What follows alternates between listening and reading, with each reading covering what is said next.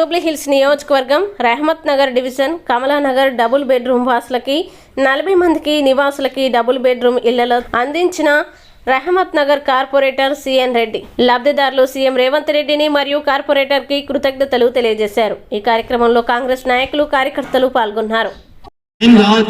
ఒక సంవత్సరం లేట్ కావచ్చు, కాకపోతే ఎప్పుడైనా నిజాయితీ గెలుస్తుంది, నిజం గెలుస్తుంది। ఆ నిజం ఈ రోజు గెలిచింది। ఎందుకంటే ఏ లీడర్లనైతే అవమానపరిచిందో మా లీడర్లు, నాతో విన్నట్టు ఉండే లీడర్లందరినీ అవమానపరచడం జరిగింది। ఆ రోజు అనుకున్నాం, ఆ రోజు కంకణబద్ధులై ఏదో ఒక రోజు నిజాయితీ గెలుస్తుంది, నిజం గెలుస్తుంది, వాడికి ఎదురొచ్చి పోరాడాలని చెప్పేసి ఆ రోజే కంకణం కట్టుకున్నాం। అదే స్టేజీ, అదే కార్యక్రమం, అదే ప్లేస్। మార్కులు లేరు, నిజాయితీ గల లీడర్లు నాతోటి ఈ రోజు ఉన్నారు। ఏదో మా కోసం మా లీడర్లు ఎవరు కూడా మిమ్మల్ని ఒక రూపాయి అడిగారా? ఏ ఒక్క లీడర్ అయినా మిమ్మల్ని రూపాయి తీసుకున్నారా? ఏ ఒక్క లీడర్ అయినా ఇక్కడ డబుల్ బెడ్రూమ్ కావాలని అడిగారా?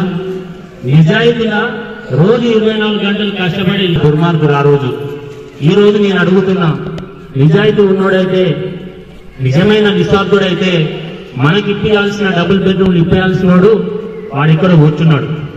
ఈ రోజు ఆ రోజు నుండి ఈ రోజు వరకు నిస్వార్థంతో ఏ రూపాయి తీసుకోకుండా మీ అందరికీ తెలుసు, ఈ 146 మంది లబ్ధిదారులకు తెలుసు, మా లీడర్లు ఎవరి దగ్గర ఒక రూపాయి తీసుకోలే, నిస్వార్థంగా మంచి చేయాలని చెప్పేసి కష్టపడ్డారు తప్ప ఎవరు కూడా అలాంటి వాటికి వెళ్ళలే। కానీ ఒక దుర్మార్గుడు కావాలని చెప్పేసి నిందలేసి ఏం చేసినప్పటికీ కూడా ఎదురొడ్డి తట్టుకొని నిజాయితీ ఎప్పుడైనా గెలుస్తా అని చెప్పేసి ఈ రోజు వరకు నిలబడి మీ అందరికీ కూడా డబుల్ బెడ్రూమ్ ఇవ్వగలిగినాం। అంతేకాదు, అప్పుడు మీరు చూశారు, నిజమైన లబ్ధిదారులు ఎక్కడో పాపం రెండుకుండి అక్కడిక్కడ అద్దెలు కట్టుకుంటూ ఏ పండుగ వచ్చినా పండుగలు చేసుకునే సందర్భంలో చాలా మంది దుర్మార్గులు ఇక్కడ సంక్రాంతి పండుగలు చేసుకున్నారు। అవసరమా? ఇంత పేదవాళ్ళు బయట ఉంటే వాటి సంక్రాంతి పండుగలు ఇక్కడ చేసుకుంటారా? అందుకే ఈ రోజు నిజమైన సంక్రాంతి పండుగ అని చెప్పేసి సంక్రాంతి సంబరాలని ప్రోగ్రాం పేరు పెట్టినాం। ఇది నిజమైన సంక్రాంతి। ఎందుకంటే ఒక పేదవాడికి కూడు గూడు నీడ ఇచ్చినప్పుడే అది నిజమైన ప్రభుత్వం। ఒక పేదవాడిని ఆదుకున్నప్పుడే అది నిజమైన ప్రభుత్వం। ఒక పేదవాడి కోసం పోరాడినోడే నిజమైన నాయకుడు।